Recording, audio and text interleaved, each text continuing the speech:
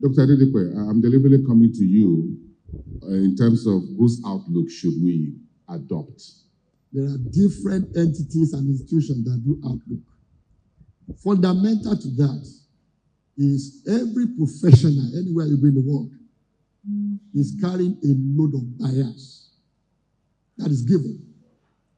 And so whatever you see as outlook also has embedded some measure of bias. Now, if we look beyond that, it then means the key question is, whose narrative should we adopt? And we've seen quite a lot of that. Let me mention something here. When you look at the pattern of outlooks issued by the IMF and the World Bank, usually they follow each other. One releases his own this week, the other one releases the week after. And they follow a similar pattern. Now, I've seen that for over 40 years in looking at how they put their outlook on our economy. Okay? Now, when you come back to our own outlook, the question I always ask is this: is Nigeria still at the same level we are today as we were 15, 20 years ago? Number one, looking at sectors, looking at infrastructure. We make so much noise about infrastructure deficit. And we repeat that again and again as if there had never been any improvement in that regard. And we can point to so many successful infrastructure projects that have been done in Nigeria, whether it is in roads, in railway, in aviation, and now even midstream oil sector. That is local refining of crude oil. Okay? So if we look at all of this, and then also dimension the dynamics of our population, and then where we are today with information communication technology, they'll begin to see the direction we are moving, and I can give you a pointer as to the outlook. Let me pick on the road, the superhighway, whose construction began not too far from here, going to Calabar. Now, each time we do our outlook, we ignore such things. But any time you build a road in any direction, normally economic activities spring up there. So we discount the impact of that and several other projects that have been initiated in the last 2 years. So if I'm therefore going to do my outlook, are we going a different route from what the World Bank is saying? Are we going a different route from what IMF is saying? So when we talk about poverty, how is it defined? Who defines it? What are the peculiarities of an African society? Bring it home to Nigeria. Now, for those who define poverty for us, they consider the fact that you are poor if you earn below a certain threshold.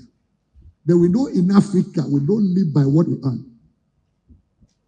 There is the element that in economics we call transfer payments, where because we are friends, I can dash you money when you have a need. Means you didn't work to earn it, but that is part of our culture. So in which case, measuring poverty by what I earn is a misnomer in an African society. Now you should be looking at what people spend. Okay? And that brings the conversation also into the informal sector, which we often ignore when we do our outlook. And a whole lot is happening in the informal sector in terms of jobs, in terms of income, in terms of capacity to spend, in talking about disposable income. All right? Now, when you factor all of this together, and then the fact that our population, yes, heavily weighed in the youth side, but also digitally savvy. So that gives you now a future view in terms of outlook in another 5 years. What will become of this economy? I see an economy that will be more prosperous than where we are today. But just like my colleagues have said, we now look at specific sectors and deepen reforms in those key sectors. A lot is happening with hard infrastructure, the roads, the railways, even aviation. And of course, we talk also about power, all right? Stranded power of almost 8,000 megawatts currently. So can that change between now and year 2030? In which case we're able now to wheel out and distribute the power we have capacity to generate. So all of these are what give me my own view of the outlook. So I see an economy that will grow beyond 5% on the average over this 5-year period. But if those sectoral reforms are deepened, we can do beyond 7% that the Minister of Finance said. When we say social economy, do we need different policies and reforms for that? Or should be all inclusive? If we are growing GDP, folks says you can't eat GDP. But the question is, GDP comes from what we eat. It's a function of what we produce. So, how can we eat GDP? Can we eat GDP? Can we include social economy in these macros that we're talking about? Do we need to fix macros first and come back and fix the micros? Or we have one policy that addresses the upstream, the midstream, and the people at the bottom of the pyramid? Is that what we are doing so that we can bridge this, what looks like a disconnect? Part of what Dr. Munayoso said, the Economists says, perhaps how do we find that we deploy more of the full subsidies removal that hasn't really benefited the people? When you are trying to assess the outlook, and we've agreed that medium-term outlook means outlook over the next 5 years. In economics and in business, bygones are bygones. So you can't backdate it to 2023 and say that the foundation that we want to build for the next 5-year outlook started in 2023. It didn't. It starts now. So if you want to afford yourself the luxury of looking at what happened since 2023, you are not doing outlook assessment. Okay? You are looking in the rear view mirror. You are doing post-mortem. Has nothing to do with the outlook. So if you afford yourself the luxury of that, then you say that, okay, in 2023, we started out with an economy that was $480 billion in GDP. And in 2025, we have an economy that is $200 billion in GDP. And we can congratulate ourselves for liberalizing foreign exchange, for removing subsidy on fossil fuel that the world is exiting from, that Nigeria is exiting from. A lot of people, we were able to get away with the subsidy removal this time, met with no resistance, as Dr. Kitty would articulate for you, because there are substitutes that weren't there in 2012 when everybody jumped to the street. You have solar,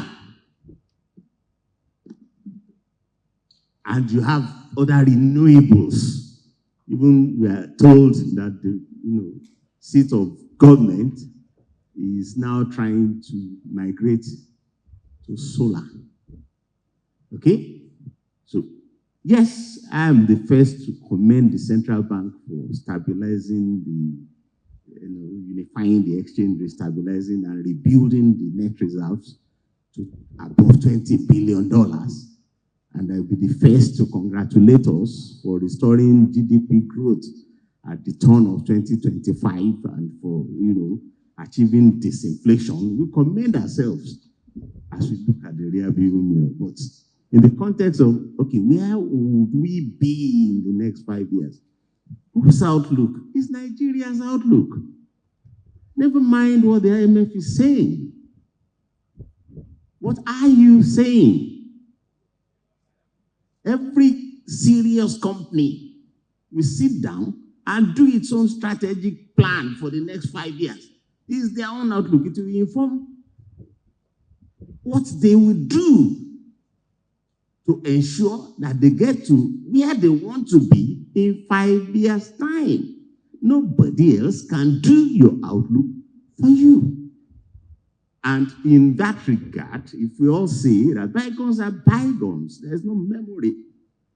If we stand here and we say our economy has declined from nearly $500 trillion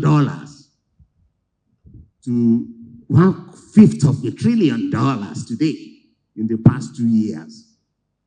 And we are telling ourselves that we are on the way to $1 trillion. It's delusion.